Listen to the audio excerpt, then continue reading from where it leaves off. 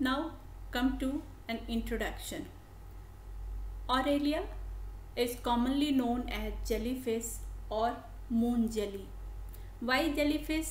As it is made up of jelly-like substance. That's why it is called jellyfish.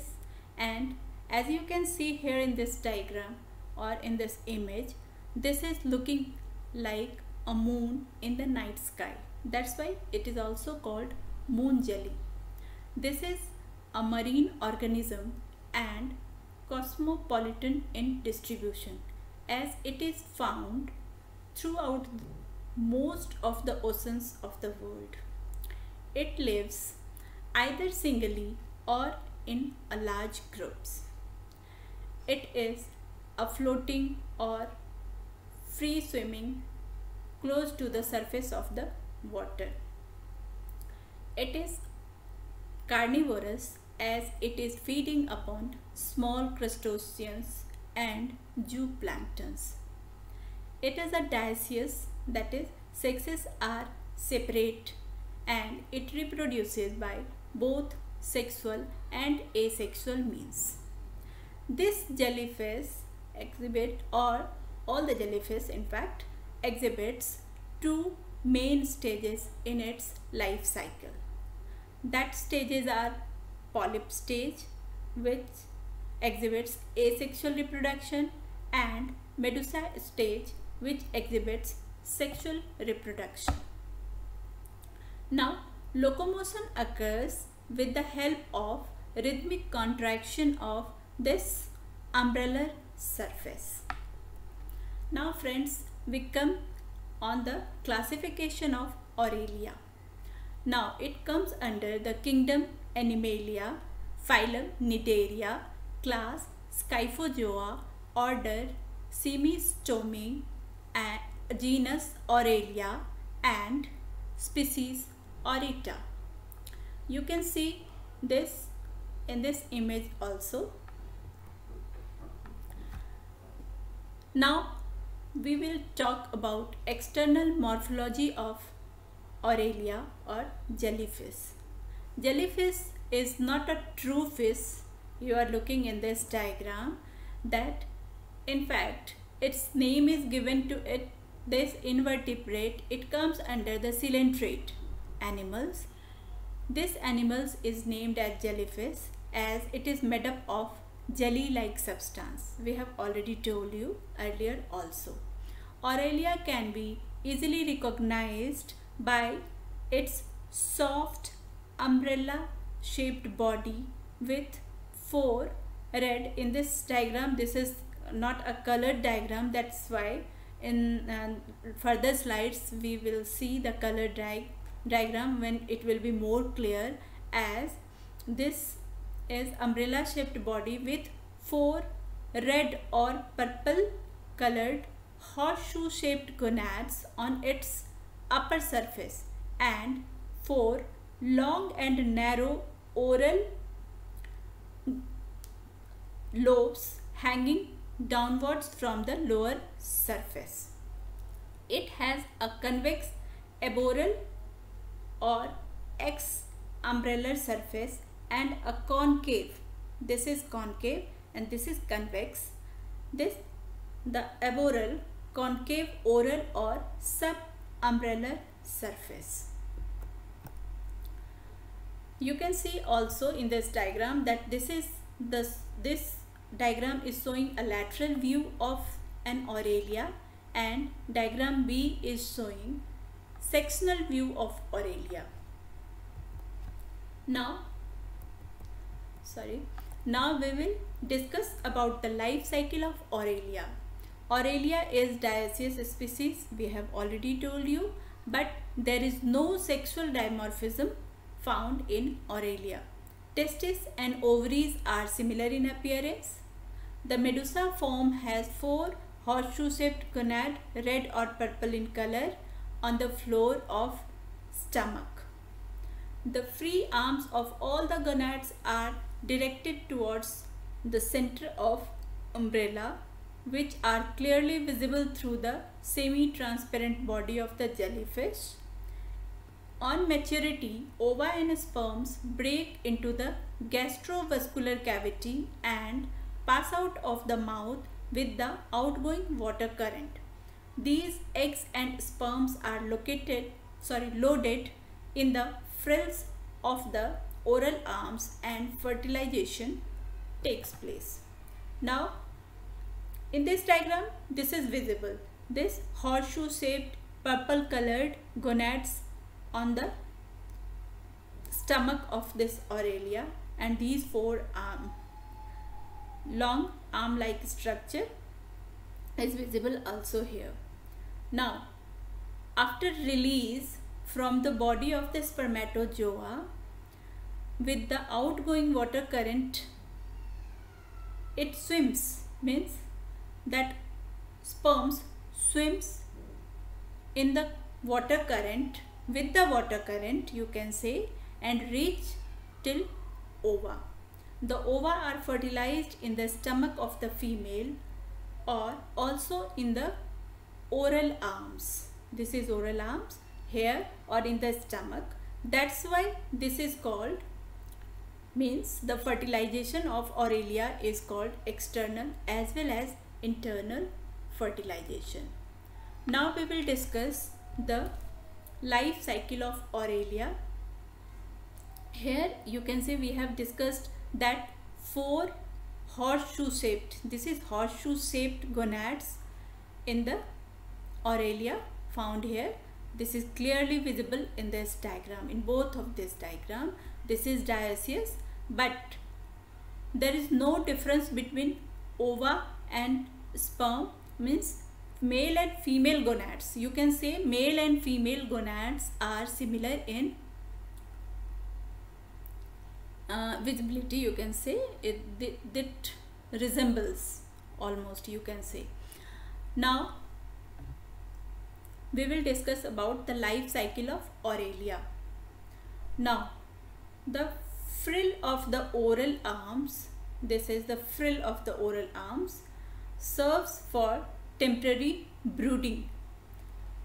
In these frills, the zygote undergoes early development and form ciliated larval stage called planula larva. Planula larva. Here it is formed in this structure. This process takes place. Now zygote undergoes, first we have discussed that this sperm swims till ova come. It meets with ova and sperm. You can say ova and sperm fuses and zygote is formed. Fertilization takes place inside the female medusa, and sperm is released by male medusa. Now zygote is formed, and after that cell multiplication takes place and zygote undergoes holoblastic division to produce solid ball-like structure that is called blastula.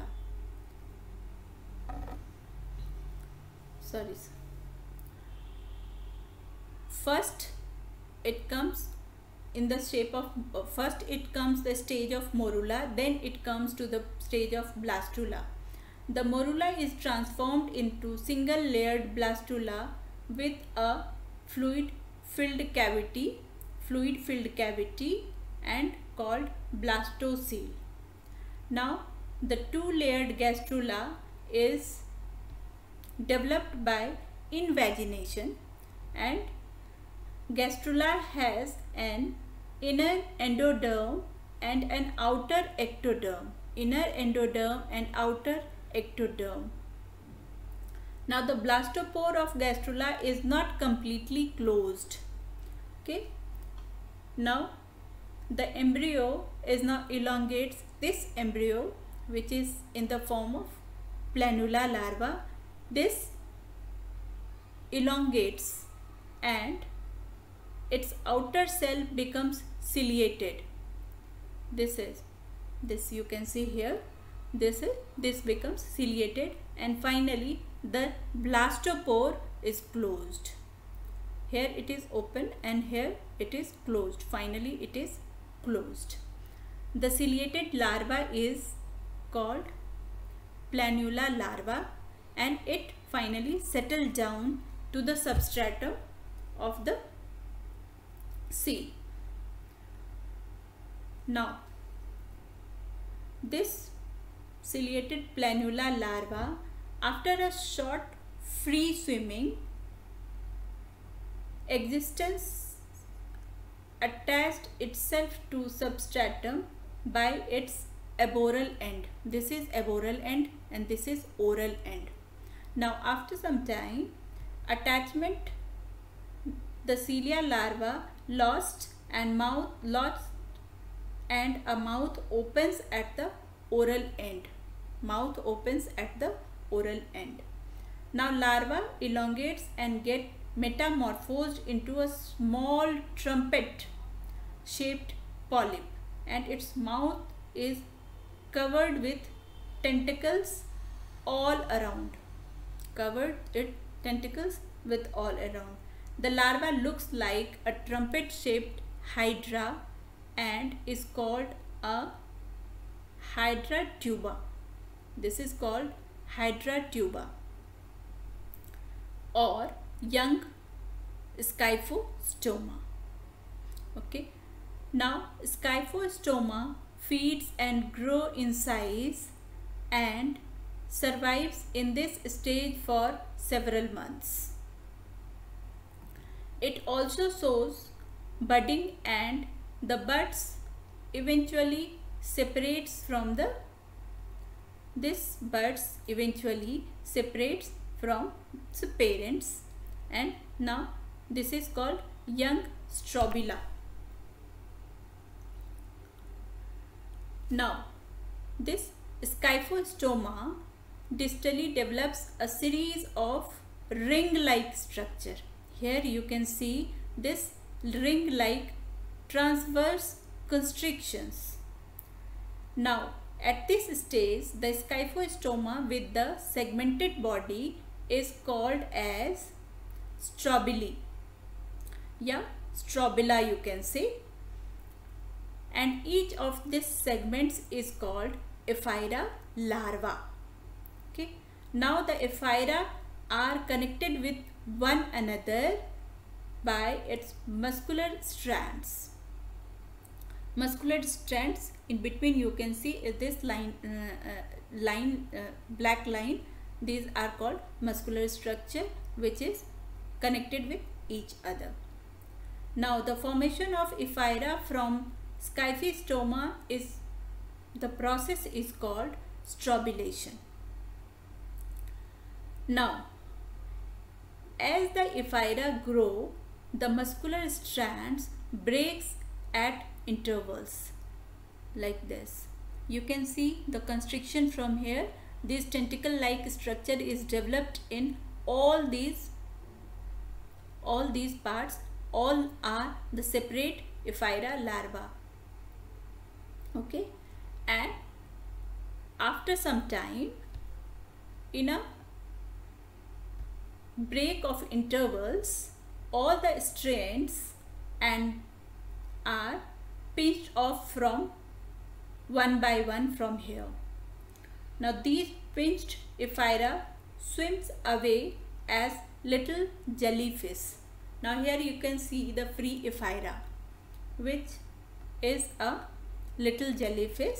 Now Ephyra swims actively in sea water and feed on small organisms like protozoans. After that it converts into an matured or adult medusa stage. Okay. Now finally the stages are life cycle complete.